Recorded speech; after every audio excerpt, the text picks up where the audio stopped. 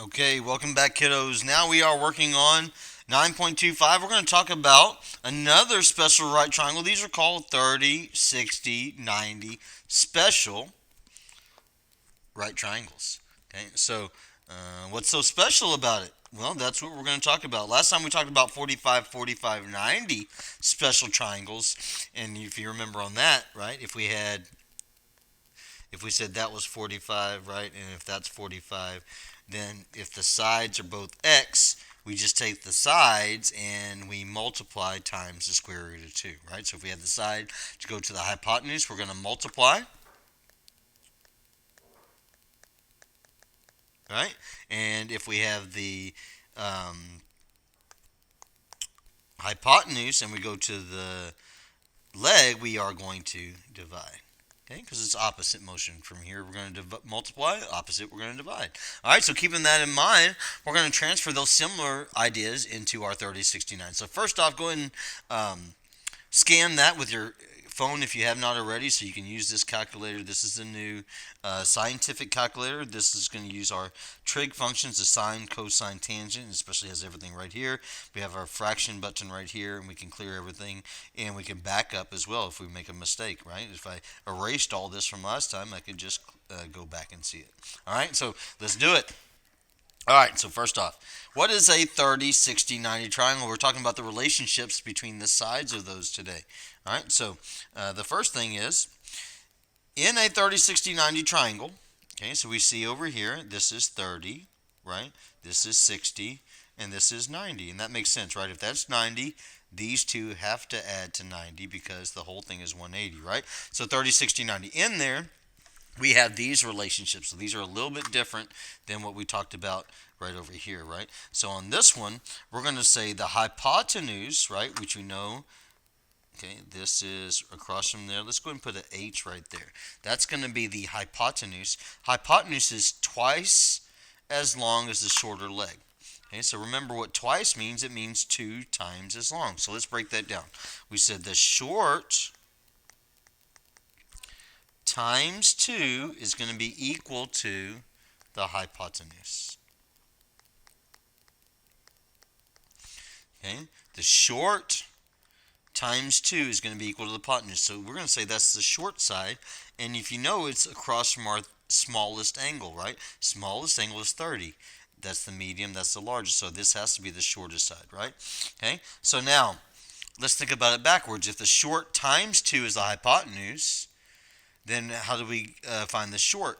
We're going to go backwards. Short times 2 is the hypotenuse. So hypotenuse divided by 2 equals the short. Okay, so hypotenuse divided by 2 equals the short leg. Okay, so that's how we're going to do that. All right, now um, let's talk about the long leg. Okay, so we have a short leg and we have a long leg, and then we have the hypotenuse. We know the hypotenuse is always the longest leg. Okay, so we're going to say the short and the long. So the long leg is this many times as long as the short. Okay, so that means if we take the short leg times the square root of 3, that's going to be equal to the long leg. Okay? Or let's work backwards. If short times 3 square root of 3 is the long leg, then long divided by the square root of 3 equals the short, right? Long divided by the square root of 3 equals the short. Okay, so if we understand those relationships, then that's all we need to know for today. Okay, so we're going to use that for today. So 30, 60, 90, these are the relationships. Okay, it's going to be this, and then that for the hypotenuse is double the short leg, right? Twice as much. And then the short times the square root of 3 gives you the long. Okay, short times square root of 3 gives you long. All right, so keeping that in mind, let's go into what we were talking about today. All right, so we talked about last time, and we practiced a little bit, has to be in simplified form, so the radicand can have no perfect squares other than 1. So say, for instance, an example, if we had the square root of 12, right? We know the square root of 12 is equal to the square root of 4 times the square root of 3, right? Okay, and then we know the square root of 4 can just be written as 2, and then the square root of 3. So that's actually what we would do with that, right? So then that would be okay. Okay. Number 2 said the radicand can have no fraction. So if we had something like square root of 1/2, that would be no, right? And we'll talk about that. You'll talk about that in your next math class. All right, and then the last one that we talked about last time on our warm-up. Okay, the denominator cannot have a radical symbol, right? So that means we need to rationalize the denominator. So remember, if we talked about if it was 1, so for an example, right, if we had 1 over the square root of 12, right, we would say that we're going to rationalize it by multiplying times the square root of 12 over square root of 12, right? So that would be equal to square root of 12 over 12, right? And then we talked about it right here, right? The square root of 12 is actually the square root of 4 times the square root of 3, right? Over that same 12, right? And then we talked about that square root of 4 can pop out as just 2 square roots of 3 over 12, right? And then last time we talked about the last thing we need to do is just reduce that, right? So now I know the square root of 3 is going to come back to my answer, right? Square root of 3. Now I need to reduce that. So 2 over 12 reduces into, right, if I push this button over here, okay, then I can say 2 on top, go to the bottom on 12. So remember, 2 over 12 reduces into 1 over 6, right? So that means I could just do 1 over 6 like that, or I could just more simply just erase that. Okay, so that's our answer. So that's what we need to remember when we're simplifying. Okay, so it cannot have any perfect squares other than 1. It can have a fraction inside the radical, and you cannot have a radical in the denominator. All right, so I got 3 different types of problems today for our. Okay, so welcome back. I had to change that slide. All right, so here's how we're going to do it. We're going to find the side lengths in these special right triangles. So first off, we're going to decide if it's a special right triangle or not. If it's a 45, 45, 90, a 30, 60, 90, or if it's neither. Okay, so here's what we need to remember, bringing it back. If it's a 45, 45, 90, we know those ratios are 1 to 1 to square root of 2. Right, that's the ratio. If it's a 30, 60, 90, we know the sides are 1 to the square root of 3 for a middle one, and then to 2 for our biggest one, right? We know that's the largest side across from the largest angle, middle side, and smallest, all right? So that's the ratio. If it's not 45, 45, 90, okay, or if it's not 30, 60, 90, but it is a right triangle, then we're going to use a squared plus b squared equals c squared. Okay, so if it is a right triangle, we can use any of these 3 methods. We can use this on any of them, but if specifically if it's 45, 45, 90, we use that. If 30, 60, 90, we use that. Okay, so after you do that, you're going to decide that, then we're going to label our sides, then we're either going to multiply or divide. All right, so let's look at this first one right over here. I'm going to label this one example number 1.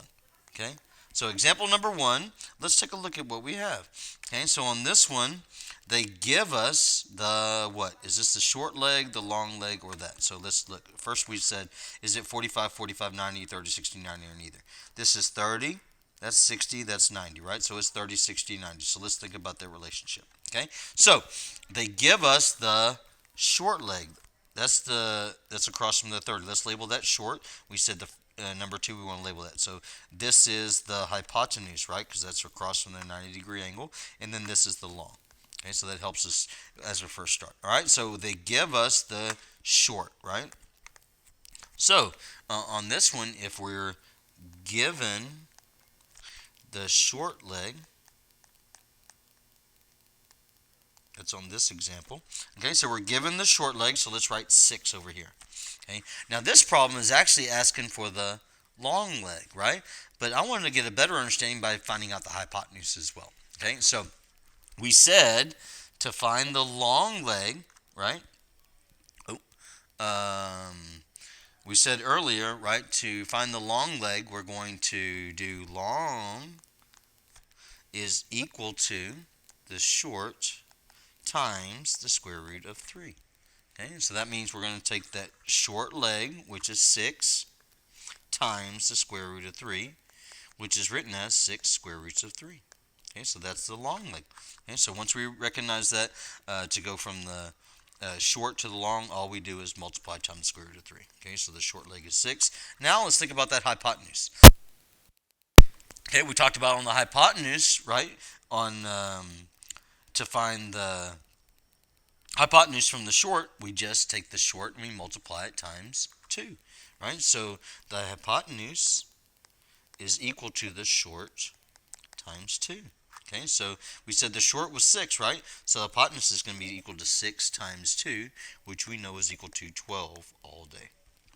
Okay, so this one's just asking specific for the long leg, but now we know how to do all three. Okay, so that's the first way, given the short leg. So let's go ahead and highlight that. That's given the short leg. All right, next, this is going to be example number 2. Okay, let's look at this. What did they give us? Okay, we have a 30, 60, 90. So now let's label.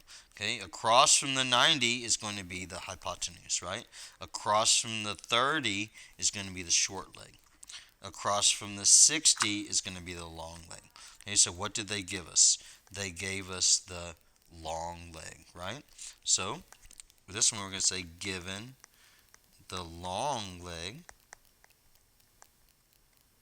Okay, so since they gave it to us, let's go ahead and write that there, right? So we said that's the square root of 6. Okay, now we need to find the short leg and the hypotenuse. Well, we said to find the short one, short is equal to, we said to go from short to long, we're going to multiply. So to go backwards, we're going to divide. So we're going to say the long one divided by the square root of 3, right? So let's do that. The short leg is the long divided by the square root of 3. So long was square root of 6, right? Divided by the square root of 3. And we practiced that yesterday, right? Square root of 6 divided by the square root of 3 is just the square root of 2. Okay, boom, we're already done. Okay, next, hypotenuse, right? So we talked about the hypotenuse. We said all we take is the short leg and double it to get to the hypotenuse, right? So we said the hypotenuse was equal to the short times 2, right? Hypotenuse is short times 2. So if the short leg is square root of 2, so we're going to say hypotenuse is the square root of 2 times 2, right? Which is written as 2 square roots of 2. Okay, so that's it. Okay, so given the short leg, we do that method. Given the long leg, we do that method. So now let's look at this one. This is our last variety. We're going to label this one example number 3. 1, 2, and 3. Okay, so this one was given the short leg. This is the long leg. What do you think this is? Well, let's look at that. That's going to be the hypotenuse, right? Then across from the 30, this is the 30, 60, 90. So across from the 30 is the short leg. Across from the 60 is the long leg. So they give us the hypotenuse, right? So let's write that in. So given the hypotenuse, okay, is this type of problem. Okay, so given the hypotenuse, let's write that in. They said the hypotenuse was the square root of 8. Okay. Now, let's find the short leg first, right? So we said the hypotenuse was twice as much as the short, right? So this times 2 goes here. So opposite times 2 would be divide 2, right? And we talked about that to find the short leg is going to be, so the first step is we're going to find the short, okay? So the short leg is going to be equal to the hypotenuse, okay, divided by 2. Okay, so the short leg is the hypotenuse divided by 2. So we said the square root of 8, okay, divided by 2. Okay, now, that is what we do, but we have to simplify it, right? We talked about it. We can't have any perfect squares other than the smallest one. But so we know 4 can go into 8, right? So that's the same thing as the square root of 4 over the square root of 2, right? So that's the top. Now we bring down our 2, right? So then our next step, right, we remember that we're going to pop out our integer, right? So square root of 4 is actually 2, right? And then we just bring down our square root of 2 and our 2, right? Then our last step is that we recognize that that can be reduced, right? So that's going to reduce into just the square root of 2. Okay, so that's our short leg. Right, now our long leg, what do we say? So first thing we're going to do is find the short leg if we're given the hypotenuse. This is the procedure on this. This we don't have to go a certain order. This one we do. All right, so this one, and that's a special one. Okay, so second step is to find the long leg. So we said to find the long leg, if we multiply times the square root of 3 this way, we're going to divide. So long is uh, I'm sorry, the long is the short times the square root of 3, right? So the short times the square root of 3. And this way we would divide. It makes sense because it's smaller this way, right? To get bigger, we're going to multiply. So the long is the short times the square root of 3. So we said the short was square root of 2, right? So it's the square root of 2 times the square root of 3, right? Which we know that's equal to square root of 6. So we're done because this is a prime number, that's a prime number. And basically this can't be divided by 4 evenly. And so that's it. That's done. Okay, so now, but look at that, square root of 8. Is that simplified? They gave it to us, but that's because they're kind of make us work, right? We know that's the square root of 4 times the square root of 2, which is equal to 2 square roots of 2. Okay? So, that's our answer. Okay, given the hypotenuse, that's what we do. So, let's follow this along. So, if you're given the short leg, okay, we're going to just, to find the long leg, we're going to multiply. Okay, to find the hypotenuse, we're going to multiply. Right? If we're given the long leg, to find the short leg, we are going to divide to find the short leg, right? Okay, and then we go from the short to there. We're going to multiply. Okay, and then on this last one, this is the procedure we got to go. Okay, so if they give us the hypotenuse, it's too hard to go from the hypotenuse straight to the long side, so we got to go to the short side first. So we're going to go to the short side first by dividing. Okay, then we go to the long side. So that's the tricky thing on this one. We got to remember we got to do this first, and let's change a different color. We got to do this first, then that. So that's the procedure on that one. This and then there. Okay.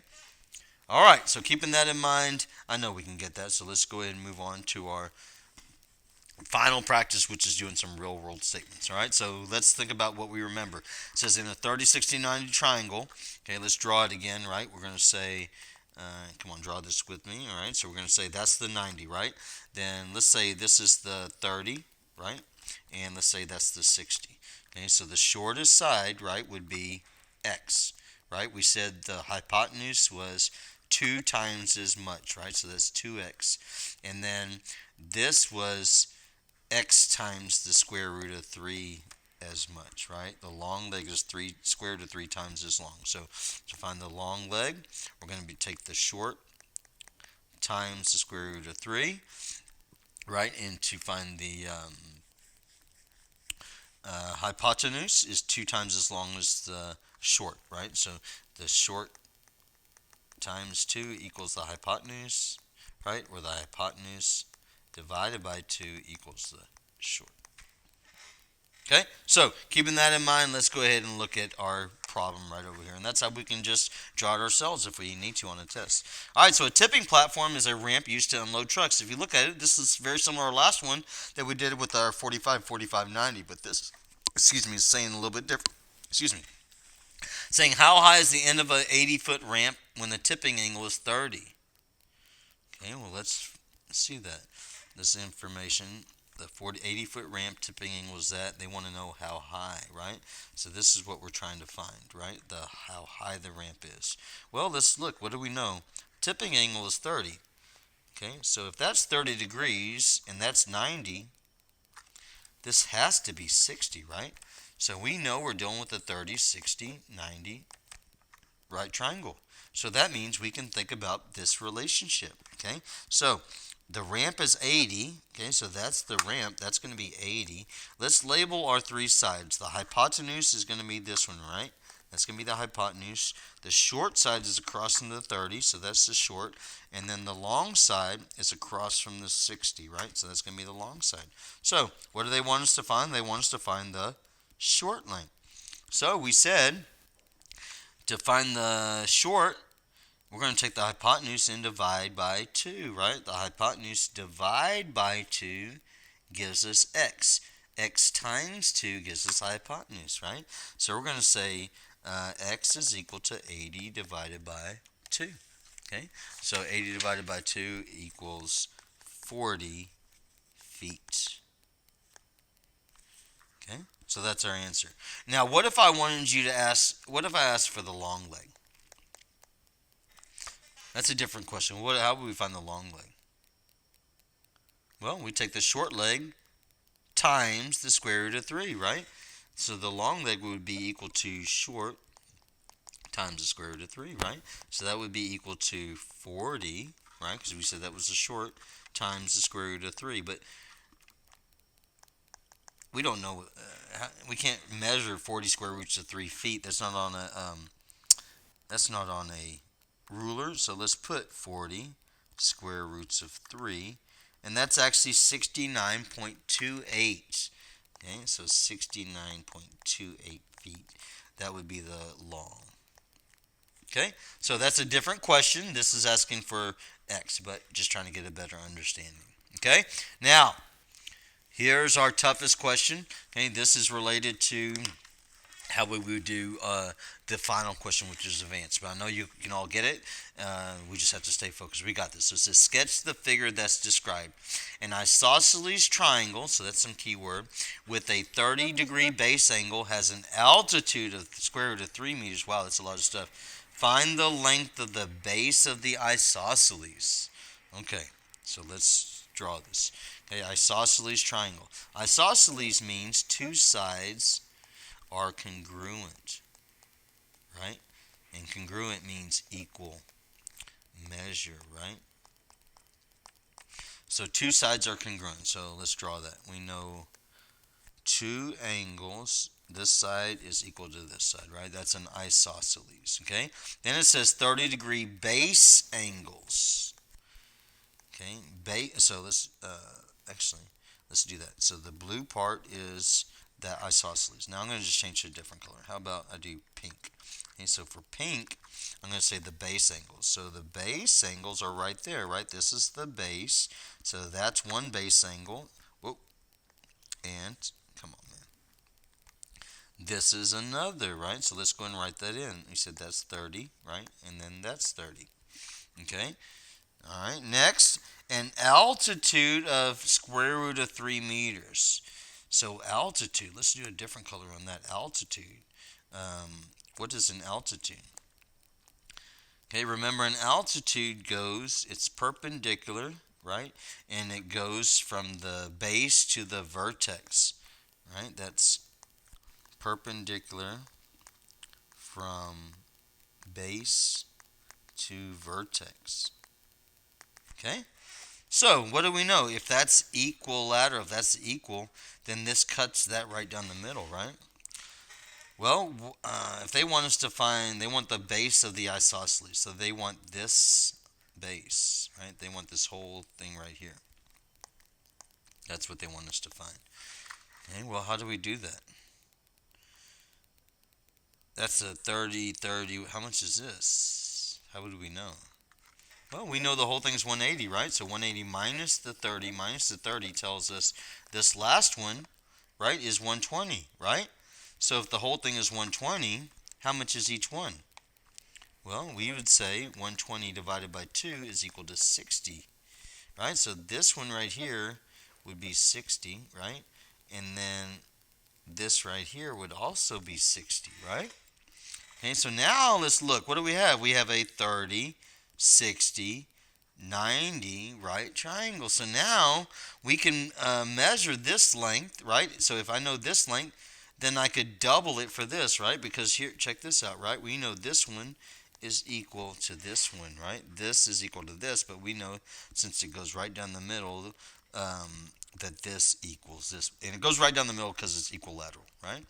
I'm sorry, isosceles. All right, so let's figure this out. Let's label the sides, short, medium, and long, right? Let's say here, we said this is the across from the 90, right? So that's the hypotenuse, right? Across from the 30, this looks like the long side, right? But the way I drew it, but that's actually the short side. So let's write, that's why it's important to label it. Now the 60 across from there is the long. Okay, so here's what we want to find. We want to find the long side and then multiply it times 2, right? So we're going to say the long side. How do we find that? What information do we have? We have the altitude is square root of 3, right? How much is that? So that's the short side. So we said to find the long, we're going to take the short side and multiply it times the square root of 3, right? So we're going to say long is short times the square root of 3. So we're going to say the short one, which is square root of 3, right, times the square root of 3. Well, how much is the square root of 3 times the square root of 3? That answer is 3. Okay, so I know you can get that. That's a little tricky, but that's how once we figure that out, then we know we're doing with the 30, 60, 90. Then we can use that. Okay, so just keep those in mind. If we start with the if we start with the hypotenuse, we're going to divide to find the short. If we start with the short, we're going to multiply times 2 to find the hypotenuse. If we start with the hypotenuse and we want to find the the long piece, okay, here's the deal. Okay, we're going to go to the short piece first, then we're going to multiply it to get to that. Okay? So you got this. If you have any questions, just let me know.